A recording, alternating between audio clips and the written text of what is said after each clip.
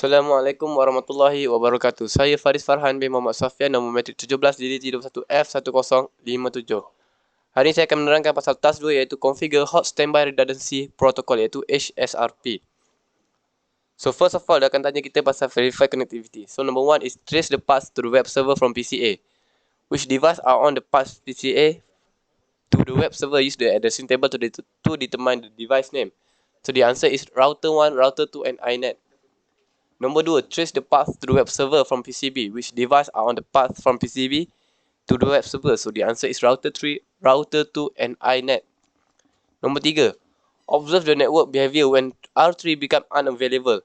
What are the results? So the result is the traceset command cannot determine the path to the web server because the path has been broken. So dia minta kita configure HSRP active and standby router. So kita kena configure HSRP on router 1. So open the router 1. Open CLI. Enable. Config. So kita masukkan interface int g0/1. Enter standby version 2. I'm so sorry. Version 2, yes. And then kita masukkan IP address. Oh, no. Standby dulu. Standby 1. Standby 1. IP, kita masuk IP 192.168.1.254. Oh, sorry. Terlebih 1 je kat sini. Okay, cun. Enter. Enter lagi. So kita masukkan lagi standby. Standby 1 priority. Betul kejadian. Kita cantik 150. Enter. And standby 1 pim. Standby 1 pimped. Nice one. Enter. So settle untuk router 1. So kita pergi ke soalan nombor 2. Dia tanya kita, what will the HSRP priority on router 3 be when it is added to HSRP group 1? So the answer is 100, which is the default value. So soalan nombor 2 ialah configure HSRP on router 3. Open the router 3 CLI. Enter. Enable. Config int g0/0. Oh, sorry. What is wrong? Oh, I see. /0. Enter. Standby version 2. Standby 1 IP 192. Kita masuk IP address dia 168.1.254. Itu sahaja untuk router 3. So dia minta kita verify HSRP configuration. So buka kat router 1.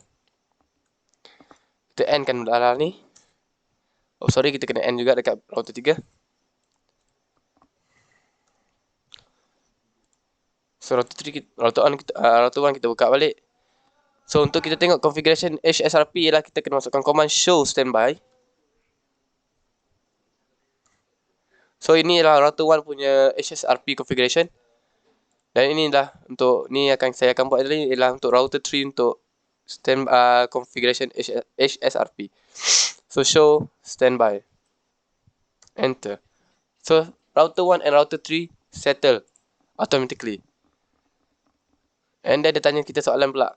Which router is the advised active router? I'm so sorry. So jawapan dia ialah router 1.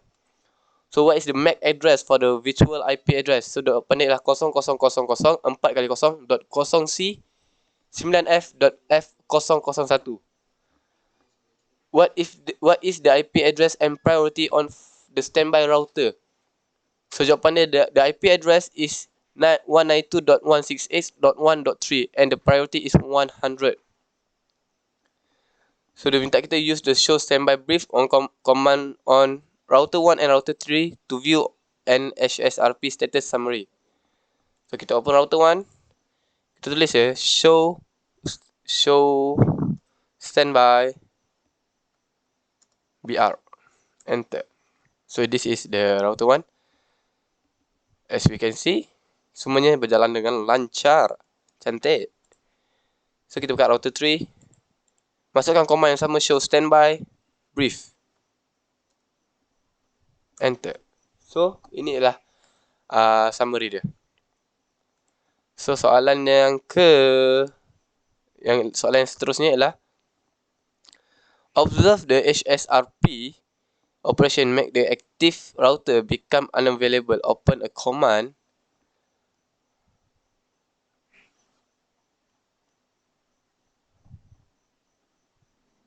atasnya ada soalan lagi. Change the default gateway address for PCA, PCB, S1 and S3. Which address should you use? So the answer is 192.168.1.254. So verify the new setting issue a ping from PCA and PCB to the web server. The ping is successfully. So kita kena masukkan IP default gateway dekat setup S1. Salah. Verify the new setting. So dia tanya the ping successfully. So jawapan dia ialah yes. So kita kena masukkan soalan atas tadi, kita kena masukkan setiap IP address dengan subnet mask and default gateway dekat setiap PCA and PCB. So kita buka PCA.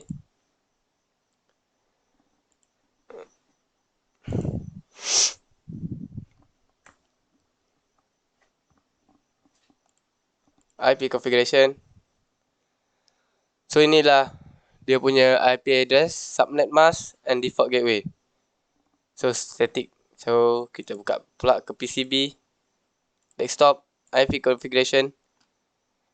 So inilah untuk IP address, subnet mask, default gateway untuk PCB. So settle untuk setiap soalan dekat sini. So yang kedua dia tanya, observe the HSRP operation make the active router become unavailable. So dia tanya, does the path differ from the path used before HSRP was configured? Yes, the path, jawapan dia yes, the path now passes through R1 instead of R3. So nombor 2 soalan dia, break the link to the R1. How was this trace different from the previous trace? So jawapan dia, at the first, the trace time out, eventually the trace went through R3, router 2 and INET. So router 3 was used at the first hop gateway in this trace instead router 1. So that is the answer for number 2. And then number 3 is restore the link on the link to router 1. What path is used to reach the web server?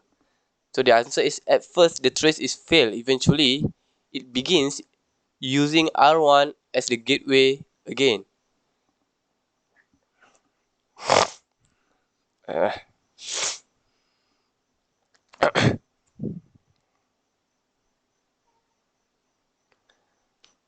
So if the prim command was not configured for the HRP group on router 1, would the result have been the same? The answer is no. Router 1 would not become the gateway again. The path through router 3 would continue to be used. So that's all for me. Thank you. Assalamualaikum.